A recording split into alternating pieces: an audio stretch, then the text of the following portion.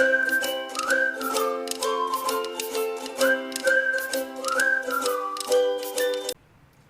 everyone.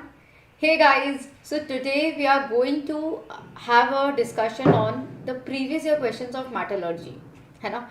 तुम सभी लोग जेई एस्पिरेंट्स हो, क्लास 11th या 12th को बिलोंग करते हो एंड जेई 2023 एग्जामिनेशन अगर तुम लोगों को टारगेट करना है then definitely guys this is the awesome time to start with the revision.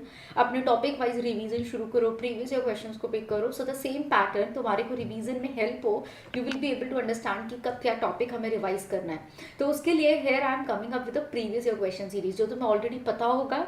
2 topic हम लोग ऑलरेडी कवर कर चुके हैं. One is the polymers and biomolecules और दूसरा था हमारा केमिकल बॉन्डिंग. तो 2 टॉपिक्स ऑलरेडी कवर हो गए, one from organic and other from inorganic. और आज का टॉपिक है हमारा वापस say that is from the inorganic, that is metallurgy.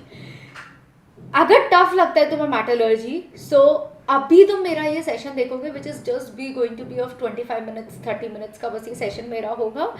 इसमें मैं तुम्हें 10 क्वेश्चंस कराऊंगी, ठीक है. हो सकता है इससे पहले भी हमारा खत्म हो जाए and in with in doing the 10 most important questions जो जून 2022 एग्जामिनेशन में आए थे. अगर तुम उन क्वेश्चंस को कर लोगे तो आई बिलीव कि तुम्हारे को मेटलर्जी में इंटरेस्ट तो बिल्ड हो ही जाएगा. तुम्हें ये भी श्योरिटी आ जाएगी कि मुझे ये करना क्यों ज़रूरी है, ठीक है. तो आपको वो श्योरिटी लाने के लिए और क्यों किस तरीके से मेटलर्जी तुम्हें 4 नंबर दे सकता है, राइट. तो वट एवर द स्कोर जो भी तुम्हारा अभी मॉक में स्कोर आ रहा है, केमिस्ट्री से जो तुम्हारा जो भी स्कोर आ रहा है उसको तुम बढ़ा सकते हो जस्ट बाय 4 मार्क्स. क्योंकि ऐसा देखा गया कि जून 2022 में जितना भी पेपर आता है यानी कि जितने भी सेट्स आए थे, है ना, तो उसमें हर में एक क्वेश्चन मेटलर्जी का था ही था, है ना. तो अगर मैंने मेटलर्जी टॉपिक कर लिया तो मैं उस क्वेश्चन को हिट कर पाओगे और उस क्वेश्चन को हिट कर पाओगे तो तुम्हारे 4 नंबर पक्के. तो अगर तुम्हारा ये इंटेंट क्लियर है तो या you please move ahead with the topic जो मैं तुम्हारे साथ अभी लेने वाली हूँ, ठीक है. सो गाइज क्वेश्चंस हमारे बहुत ही मज़ेदार रहेंगे. So please I believe that you people will be focusing on whatever I will be telling you here. तो here we are going to start with the questions.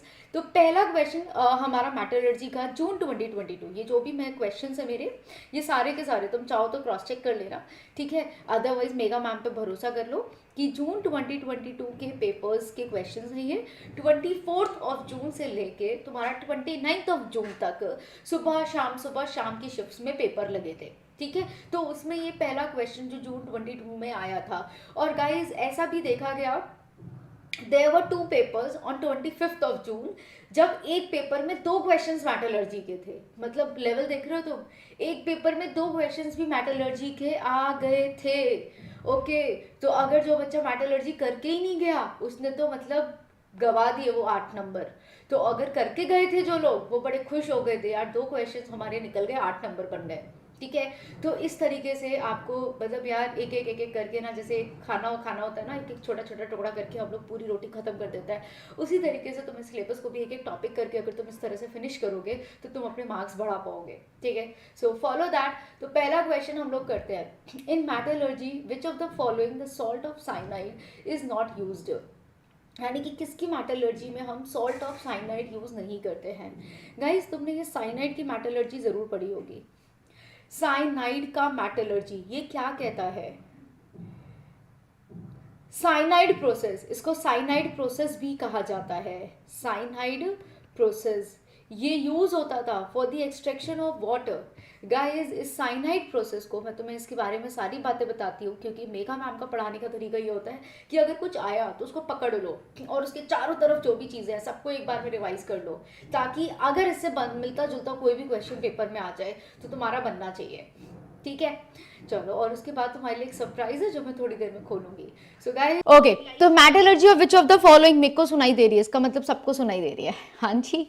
Okay तो salt of cyanide की हम लोग बात कर रहे थे. इसको हम लोग साइनाइड प्रोसेस भी बोलते हैं और साइनाइड के साथ साथ हम इसको हाइड्रोमेटलर्जी भी बोलते हैं. और ये किसके लिए होता है? हाइड्रोमेटलर्जी. और ये होता है हमारे कुछ ऐसे लीस्ट रिएक्टिव मेटल्स के लिए. लीस्ट रिएक्टिव मेटल्स में थोड़ा सा ये हमारा ये जो मेथड होता है ये हमारा एक्सट्रैक्शन मेथड होता है. This is the extraction method. ये कॉन्सेंट्रेशन नहीं होता, प्यूरिफिकेशन नहीं होता है, एक्सट्रैक्शन होता है। मेटलर्जी को सिर्फ 3 पार्टों में डिवाइड किया गया है, कॉन्सेंट्रेशन, एक्सट्रैक्शन और प्यूरिफिकेशन। तो कॉन्सेंट्रेशन का ही मेथड है, इसको हम लोग वेट प्रोसेस भी बोलते हैं, कई बार इसे वेट प्रोसेस भी बोलते हैं, ठीक है। अब जब आपने कहा कि इसमें एक्सट्रैक्शन है, किसका एक्सट्रैक्शन करते हो, इसमें सिल्वर हो गया, गोल्ड हो गया, जिंक हो गया, इस तरह के मेटल्स का हम यहाँ पे एक्सट्रैक्शन करते हैं, ठीक है। अब इसमें होता क्या है कि आप यहाँ पे क्या करते हो, व्हाट यू डू इज़, जैसे लेट्स से आपको किस किस का करना है, मैंने क्वेश्चन का आंसर ही बता दिया आपको, जिंक, एयू, एजी और कॉपर। तो बेसिकली कॉपर का एक्सट्रैक्शन हम इस मेथड से नहीं करते हैं। तो क्वेश्चन ने पूछा था, in metallurgy which of the following the salt of cyanide is not used. Salt of cyanide यानी कि हम कई बार AgCN as a salt of cyanide use कर लेते हैं, या AuCN हम लोग, NaCN हम लोग यूज़ कर लेते हैं। Salt of cyanide basically NaCN हम लोग यूज़ कर लेते हैं, ठीक है, salt of cyanide for this process. तो ये जो हाइड्रोमेटलर्जी प्रोसेस होता है, जो साइनाइड प्रोसेस, वेट प्रोसेस होता है, इसमें आप क्या करते हो, इसमें आप मेटल लेते हो अपना, जो आपका जो भी कोई इम्प्योर मेटल होता है, राइट, इम्प्योर मेटल से आपको अपना मेटल को एक्सट्रैक्ट करना है, फिर आप इसे ट्रीट कराते हो किसी सॉल्ट के साथ, दैट इज सोडियम साइनाइड के साथ, सॉल्ट ऑफ साइनाइड के साथ, फिर यहाँ पे आप ऑक्सीजन भी पास करते हो, इसीलिए हमारा एक क्या कहलाता है, हाइड्रोमेटलर्जी है। तो हाइड्रोमेटलर्जी है तो हम इसमें पानी भी यूज़ करते हैं, और इसमें ऑक्सीजन भी हमें अप्लाई करनी पड़ती है, ठीक है। अब क्योंकि हम इसमें ऑक्सीजन दे रहे हैं, तो यानी कि एक ऑक्सीडेटिव प्रोसेस भी हो गया, और जिस वजह से ये जो Ag होगा तुम्हारा, ये Ag+1 में ऑक्सीडाइज हो जाएगा और कुछ कुछ तुम्हारा कॉम्प्लेक्स बनाएगा। तो जो सिल्वर गोल्ड होते हैं ना, या जो सिल्वर और गोल्ड होते हैं, ये बेसिकली कोऑर्डिनेशन नंबर 2 के कंपाउंड्स बनाते हैं। कौन कौन, सिल्वर और गोल्ड। और जो तुम्हारा जिंक होता है वो तुम्हारा कोऑर्डिनेशन नंबर 4 का कंपाउंड बना सकता है। तो ये जो सिल्वर होता है ये क्या करता है, AgCN का होल ट्वाइस, अब तुम्हें Ag को +1 ही रखना है, तो यहाँ पे कितना नेगेटिव चार्ज आएगा, यानी कि +1 - 2 इज इक्वल्स टू -1, तो यानी कि यहाँ पे -1 का चार्ज लगा दो। तो इस तरीके से तुम्हारा ये कॉम्प्लेक्स बन जाता है। तुम चाहते हो -1 हटाओ तो तुम यहाँ पे Na भी लिख सकते हो, तो NaAgCN का होल ट्वाइस, ये तुम्हारा कॉम्प्लेक्स बन जाता है। और फिर ये कॉम्प्लेक्स डिस्प्लेसमेंट रिएक्शन में जाता है, जिस तरीके से तुम्हारे को सिल्वर मिल जाता है, ठीक है। So this is how the process occurs. तो this is not for copper, ये तुम्हारे जिंक, सिल्वर, गोल्ड, इन सब के लिए होता है, ठीक है। Now so the right answer is option number D, क्योंकि पूछा था इज नॉट यूज पूछा था, so the answer is option number D, ठीक है। मैं ऑलरेडी बता चुकी थी ना, कॉपर नहीं करते हैं पूछा था। So now the second question जो आपसे आया पेपर में, कि यू हैव दिस सेड्राइट, मेलेचाइट, स्फेलेराइट, कैलेमाइन, ठीक है। आपके पास ये 4 आए और आपको बोला कि zinc carbonate, ZnS, copper hydroxide copper carbonate, FeCO3, इसको मैच करो। तो गाइस मेटलर्जी के अगर तुमने अभी तक ओर्स याद नहीं किए हैं तो अभी भी देरी नहीं हुई है, सारे के सारे ओर्स याद कर लो, क्योंकि पिछले इतने सालों में देखा गया है कि इस तरह के क्वेश्चंस के आने की पॉसिबिलिटी सबसे ज़्यादा है। वो आपसे हमेशा मैच द टाइप क्वेश्चन में ये बहुत ही अच्छा परफेक्ट क्वेश्चन बनता है मेटलर्जी से, ठीक है। और ये कहने में आपको लगेगा कि ये टफ है, लेकिन मेरे हिसाब से ये बहुत आसान है। अगर किसी भी बच्चे को एक भी और पता है कि मैम मेलेचाइट मेरा ये होता है, तो वो इस क्वेश्चन को सही से मार्क कर सकता है। यानी कि अगर आपको पता है कि आंसर 2 का C है, तो आपने शॉर्टलिस्ट कर लिया कि या तो 2 का C होगा, यानी कि malachite is copper hydroxide and copper carbonate. अब आप सिडराइट सोचो, सिडराइट क्या होता है, स्फेलेराइट क्या होता है, कैलेमाइन क्या होता है। गाइस जो हमारा स्फेलेराइट होता है, जो हमारा ZnS, ये क्या होता है, सिडराइट एंड वुडजाइट हमारे ओज होते हैं, राइट। और ये जो तुम्हारा कैलेमाइन होता है दैट इज दी FeCO3। तो सिडराइट को आप मैच कर सकते हो किससे, सिडराइट आपका मैच हो जाएगा जिंक कार्बोनेट से, ZnS से, FeCO3 से। Siderite has to be match with the FeCO3। Sphalerite को मैच होना होगा जिंक सल्फाइड से, और कैलेमाइन को मैच होना होगा जिंक कार्बोनेट से, ठीक है। आ रहा है समझ में, ऐसे याद रखा करो। सिडराइट जैसे पेडेलाइट वगैरह होते हैं ना, सिडराइट जो होते हैं ये तुम्हारा क्या है, ये आयरन का ओर है, दैट इज FeCO3। मेलेचाइट ग्रीन एक तरीके की डाई होती थी, है ना, तो उसको इस तरह से रिलेट कर सकते हो, अच्छा ये कोई बड़ा सा मॉलिक्यूल है, यानी कि इसमें हमारे पास 2 सोल्स होंगे कॉपर के, ऐसे याद कर सकते हो। कैलेमाइन हमारा जिंक कार्बोनेट होता है ऑफ कोर्स, और जो स्फेलेराइट होता है, ये जो जिंक सल्फाइड होता है ना, ये 2 तरह का होता है, S और W, तो इसको स्फेलेराइट और वुडजाइट बोलते हैं। इस तरीके से तुम समझ सकते हो। अगर तुम्हें मेलेचाइट के अलावा कोई भी एक भी आता था तो यू कुड हैव आंसर। अगर तुम्हें पता था कि थर्ड का क्या हो सकता है, थर्ड का A होगा कि थर्ड का C होगा, है ना, तो you could have answer it correctly. हमने क्या डी में से ही कोई होगा, थर्ड का इन्होंने ए और बी दिया है, और फोर्थ क्या दिया है, थर्ड स्फेलेराइट इज थर्ड का बी, ऑफ कोर्स थर्ड का बी हमने मार्क किया है और फोर्थ का ए मार्क किया है। हाँ तो ठीक है ना, ऑप्शन नंबर डी आ गया। ठीक है, so this is the way how you have to answer. ठीक है, तो बस तुम्हें और सारे के सारे याद होने चाहिए। ठीक है, मेक श्योर कि वहां पे गलती ना हो। Another question, in the extraction of copper, copper मुझे एक्सट्रैक्ट करना है। ठीक है, ऑफ कोर्स कॉपर की ओर से ही करना होगा, ओर ऑफ कॉपर से एक्सट्रैक्ट करना होगा। तो in the extraction of copper FeO and FeSiO3 are respectively, copper का एक्सट्रैक्शन करना था लेकिन यहाँ पे मुझे इसके साथ साथ क्या मिला, मुझे FeO भी मिला और मुझे FeSiO3 भी मिला। अब ये दोनों चीज़ें क्या हैं, यानी कि मुझे कॉपर के एक्सट्रैक्शन में मुझे कॉपर तो मिल ही रहा है, लेकिन साथ में FeO और FeSiO3 मिल रहा है। तो गाइज ये जो सिलिकेट्स होते हैं ना, these are the molten slags, इनको आप क्या बोलते हो, मॉल्टन स्लैग की फॉर्म में निकलते हैं। ठीक है, ऑफ कोर्स, ठीक है, मॉल्टन स्लैग। अब ये जो FeO है, क्या ये आपका डिजायर्ड ओर है, क्या ये आपका डिजायर्ड मेटल है, नहीं। तो आप इसे क्या कंसीडर करोगे, आप इसे कंसीडर करोगे कि मेरे लिए कोई इम्प्योरिटी है। मेरे लिए तो इम्प्योरिटी होगी ना, क्योंकि मुझे तो एक्सट्रैक्शन कॉपर का करना है। तो इम्प्योरिटी मतलब हम इसे क्या बोल सकते हैं, we can call it gangue, हम उसे गैंगवे बोल सकते हैं। So the right answer is option number B, impurity, that is gangue and slag. ठीक है, perfect, okay. Another question, question number 4, all of you, Vishesh and everyone, okay, so NaCN is used as froth stabilizer for the purification of which ore? आहा, मज़ेदार question है। तो sodium cyanide हम as a froth stabiliser, actually क्या होता है, जब हमारा फ्रोथ्स बनते हैं, जब हम प्यूरिफिकेशन करते हैं और हमारे फ्रोथ्स बनते हैं, तो हमें उनको स्टेबलाइज करना होता है, उनको सेटल डाउन करना होता है। तो वो कब यूज़ किया जाता है, इसको हम एज अ फ्रोथ स्टेबलाइजर कब यूज़ करते हैं, जब हमारे पास सल्फाइड ओर्स होते हैं। सल्फाइड ओर्स में ही हमारे पास फ्रोथ्स का कॉन्सेप्ट होता है, राइट, वही फ्रोथ्स बनाते हैं। तो बेसिकली सल्फाइड होना चाहिए। तो पहले तो बड़ा क्लियर हो गया कि ये तो हो नहीं सकता, बट ऐसे कौन से सल्फाइड्स होते हैं जिनके प्यूरिफिकेशन में आप सोडियम साइनाइड यूज करते हो।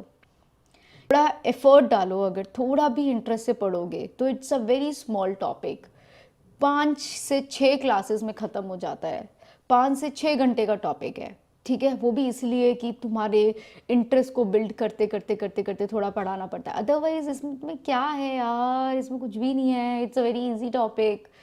नंबर बनाने हैं, कमाने हैं, तो यार कुछ तो करना पड़ेगा। ठीक है, तो what you have to do is, यहाँ पे आंसर आएगा तुम्हारा A, that is zinc sulphide में जब तुम्हारे पास लेड सल्फाइड प्रेजेंट होता है, तो उस केस में हम लोग सोडियम साइनाइड यूज करते हैं एज अ फ्रोथ स्टेबलाइजर। अगला question, answer is no sorry, this is not B, this is A, please यहाँ पे इसको करेक्ट कर लेना। ठीक है, कॉपर सल्फाइड FeS3 नहीं है, this is ZnS and PbS। Okay, so please PbS which contains ZnS which contains PbS, the answer is option number A। ठीक है, somehow ये टाइपिंग एरर है। ठीक है, अब अगला क्वेश्चन 5 पर ही आए अभी हम, अच्छा हाँ ठीक है, 5 पर ही आए।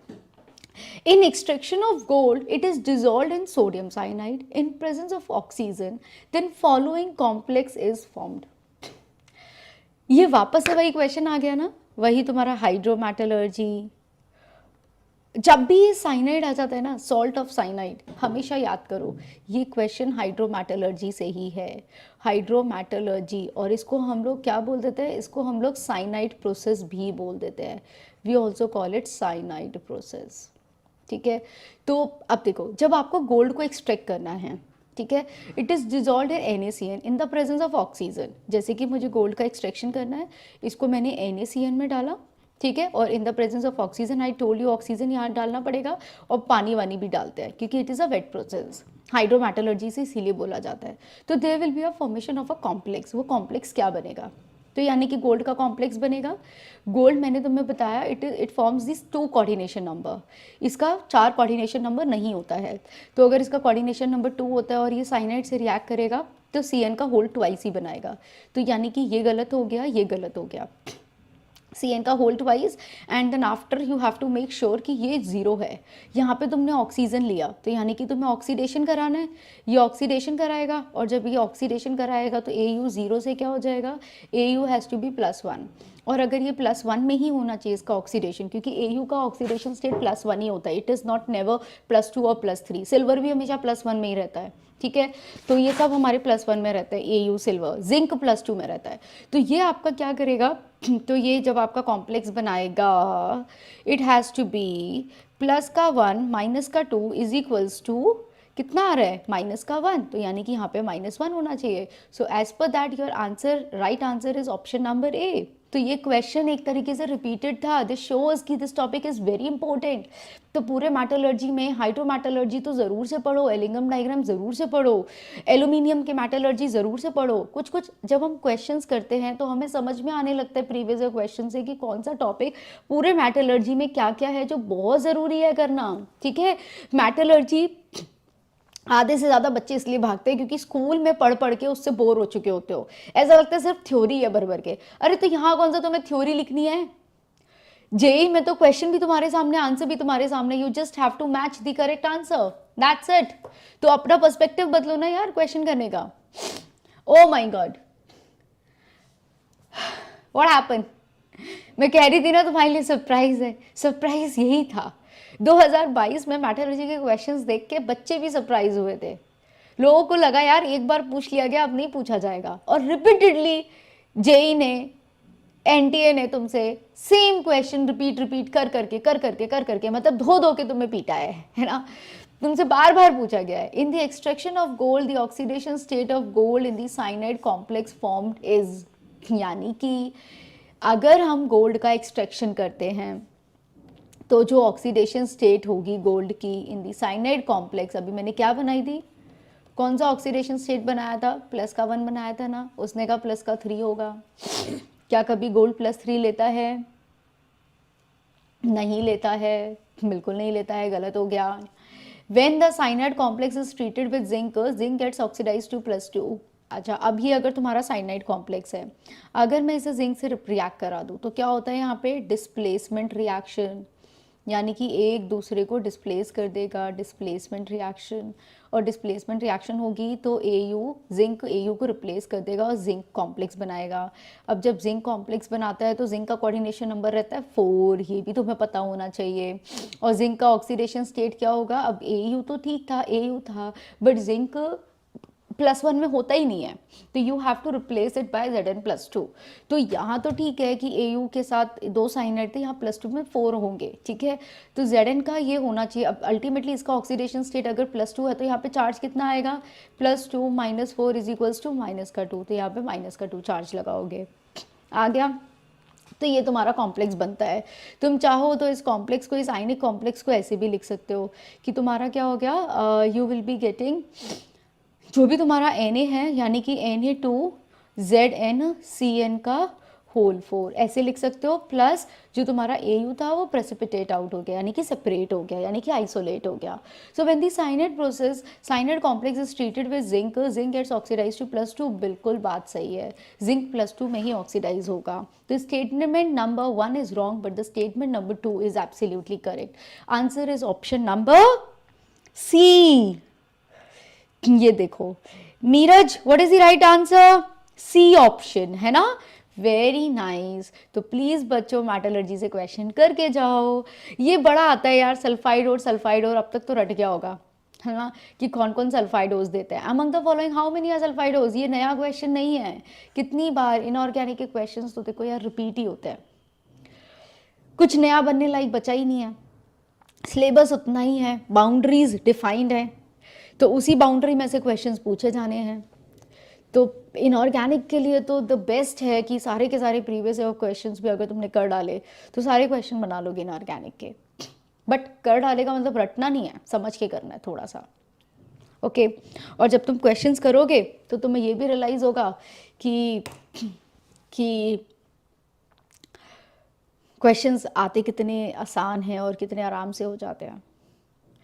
Among the following how many are sulphides, कितने सल्फाइडोज हैं, यानी कि एक इंटीजर टाइप क्वेश्चन नहीं हो गया। तो गैलेना इज लेड सल्फाइड, यानी कि Pbs। जिंक ब्लेंड है, अब ये भी कर रहे थे हम, Zns, स्फेलेराइड वुडजाइट वाला। और copper pyrite is CuFeS2। Bauxite क्या होता है? तो ये तीनों हैं हमारे, तो आंसर हैज़ टू बी 3, ठीक है। और जो बॉक्साइट होता है वो क्या होता है? Al2O3। अच्छा, पानी कितना होता है इसमें बॉक्साइट में? Half H2O, 2H2O, how much it is? या XH2O? एल्यूमिनियम ऑक्साइड होता है ना। So your right answer is, this is an integer type question. मतलब हमारे मेटलर्जी से इस तरह से कितने आराम से एक इंटीजर टाइप क्वेश्चन बन सकता है जिसका आंसर गलत होने का सवाल ही नहीं उठता है ना, यानी कि no negative, only positive marking. Now the question is which of the following is highest melting point. अब देखो, हम थोड़ा सा मेटलर्जी की बात कर रहे हैं, मेटल्स की बात कर रहे हैं, तो उनके मेल्टिंग पॉइंट्स को भी समझ लेते हैं।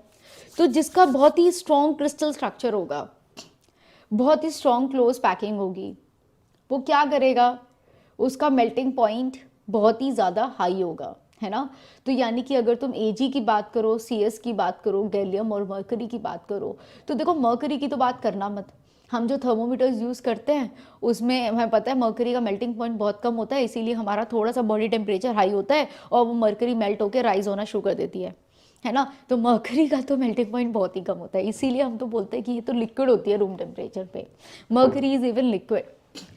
अब गैलियम भी मत बोल देना यार, गैलियम भी मेल्टिंग पॉइंट इसका ऑफकोर्स मरकरी के कंपैरिजन में थोड़ा ज़्यादा होता है, बट हाईएस्ट नहीं होता है, क्योंकि गैलियम भी हम लोग इन थर्मोमीटर्स यूज़ करते हैं फॉर द हायर टेम्परेचर्स के लिए, ऐसा थर्मोमीटर यूज़ करते हैं। सीजियम की बात करें और सिल्वर की बात करें, अगर इन दोनों में अगर तुम्हें कंपैरिजन करना है तो व्हाट यू डू सी, तुम क्या देखते हो सिल्वर में और सीजियम में? सीजियम का मेल्टिंग पॉइंट, सीजियम एक लार्ज साइज अल्कलाई मेटल है, तो जो लार्ज वाले होते हैं वो कभी टाइटली पैक हो सकते हैं? नहीं हो सकते, सीजियम भी नहीं होगा। The right answer is silver, exactly. इसीलिए हम वहाँ पे हाइड्रोमेटलर्जी कर रहे थे, हम वहाँ पे सोडियम साइनाइड यूज कर रहे थे, ठीक है।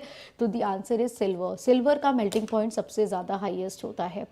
The another question number 9 is reaction involved in the Hall Herold process. Hall Herold process, अगर तुम्हें छोटू सा भी आइडिया है कि Hall Herold process कहाँ पढ़ा था मैंने, तो भी इस क्वेश्चन का आंसर हो जाएगा। इतना आसान क्वेश्चन है, कितना आसान क्वेश्चन है। Hall Herold process कहाँ पढ़ा था तुम लोगों ने? In the case of aluminium. तो अगर एल्यूमिनियम में हॉल्ट हेरोल्ड प्रोसेस पढ़ा गया है तो फिर जल्दी से आंसर मार्क कर दो ना। एल्यूमिनियम का एक्सट्रैक्शन होता है हॉल्ट हेरोल्ड प्रोसेस से, ठीक है। यानी कि ये हमने ले लिया Al2O3, इसको कार्बन से रिड्यूस कराएंगे तो कार्बन हो गया ऑक्सीडाइज, ये हो गया रिड्यूस, ठीक है। The answer is option number C, Hall Heroult process. ये नहीं है ऑप्शन नंबर ए वाला, तो हमारा साइनाइड प्रोसेस है, ठीक है। देख रहे हो ना, Ag+1 में है NaAgCN का 2 कोऑर्डिनेशन में, ये वाली रिएक्शन देख रहे हो कितनी बारी रिपीट हो रही है, ये ऑप्शन नंबर ए वाली रिएक्शन। जो तुम्हारा बी है, बी में तुम्हें स्मेल्टिंग दिखाया गया है कि कार्बन से आप रिडक्शन करा सकते हो। ये आपका कौन सा रिएक्शन हो गया? This is the auto reduction. इसको हम लोग सेल्फ रिडक्शन भी बोलते हैं, यानी कि कॉपर सल्फाइड को हम कॉपर ऑक्साइड से रिड्यूस कर रहे हैं, ठीक है। कॉपर सल्फाइड को उससे रिड्यूस कर रहे हैं। सो this is it. Last question बचा है और मुझे क्यों लग रहा है ये रिपीटेड है।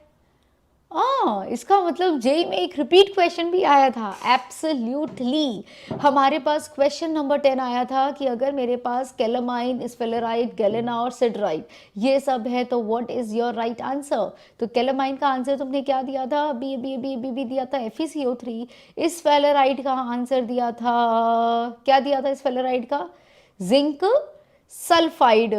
और गैलेना भी हमने पढ़ा था ना, कैलामाइन पढ़ा था, ठीक है। गैलेना क्या होता है? गैलेना इज, अरे ये तो गड़बड़ होगी, एक सेकेंड, ये सेम क्वेश्चन नहीं है, देख रहे हो थोड़ा सा रिपीट है, मतलब सेम टाइप ऑफ क्वेश्चन है but it is not exactly the same question. Check करो जरा। लेड तो तुम्हें सबको पता है कि गैलेना क्या होता है मैम? PBS होता है। अब देखो उसने चेंज कर दिया ना, मैच द टाइप क्वेश्चन है, कुछ आपसे जो उसने ओर्स थे वो बदल दिए। और जो तुम अभी स्फेलेराइट की बात कर रहे थे, स्फेलेराइट तुम्हारा क्या होता था? स्फेलेराइट यानी कि जिंक स्फेलेराइट ये होता था, है ना। और सिडराइट तुम्हारा क्या होता था? सिडराइट तुम्हारा आयरन का हुआ करता था। मैंने कैलामाइन गलत मार्क कर दिया था, कैलामाइन वाज जिंक कार्बोनेट। आ गया आंसर। कितना आसान सा क्वेश्चन दे दिया यार, मतलब वही आधे से ज्यादा, मतलब बस गैलेना बदल रहा है, बाकी सारे के सारे ओर्स तो वही है जो पिछले क्वेश्चन में थे। तो इस तरह के क्वेश्चन मैच द टाइप में बहुत आते हैं। So what is your right answer? 1 का बी, 2 का A, तो 1 का B, 2 का A, तो 3rd का C हो गया, 4th का D हो गया. Yes, absolutely. Answer is option number B. Very very nice. तो मुझे लगता नहीं है कि किसी भी बच्चे को कोई दिक्कत होगी. अगर जिसको और याद नहीं हुए हैं वो जल्दी से टेलीग्राम ग्रुप का लिंक मैं शेयर कर दे रही हूँ. I am sharing the link of my Telegram group with you. I have share the Telegram link with you guys. तो what you have to do is कि तुम्हें इस लिंक को ज्वाइन कर लेना है और यहाँ पे मैं तुम्हें ना एक कोर्स को लर्न कराने का एक तरीका भेजूंगी. ठीक है, I will share one of my note with you कि किस तरीके से हम इन सारे ओट्स को याद कर सकते हैं. अगर तुम उस पैटर्न में इन सारे ओट्स को याद करोगे तो आई गारंटी हूँ कि तुम्हें ये सारे याद हो जाएंगे एंड यू वोंट स्ट्रगल. ठीक है, so this is it guys, this is it for today. I hope to see you in the next class. तो आज मेटलर्जी के बस इतने से ही क्वेश्चन है तुम्हारे लिए, ताकि तुम्हारे अंदर थोड़ा सा स्पार्क आ जाए. आई will be taking one more session जिसमें हम लोग जुलाई 2022 में मेटलर्जी के जो क्वेश्चन आए थे वो डिस्कस करेंगे. ठीक है, so guys please please please अगर अभी भी तुमने मेटलर्जी नहीं पढ़ा है तो जल्दी से जाके मेरा कोर्स अवेलेबल है, वहां से पढ़ लो. ठीक है, don't miss it. Thank you so much. अगर थोड़ा सा भी समझ में आया है, मन कर रहा है मेटलर्जी करके 4 नंबर कमाए जा सकते हैं, यानी कि गेन किए जा सकते हैं, तो प्लीज इस सेशन को लाइक कर देना and do share and don't forget to subscribe our JEQ bank. Thank you guys, take care.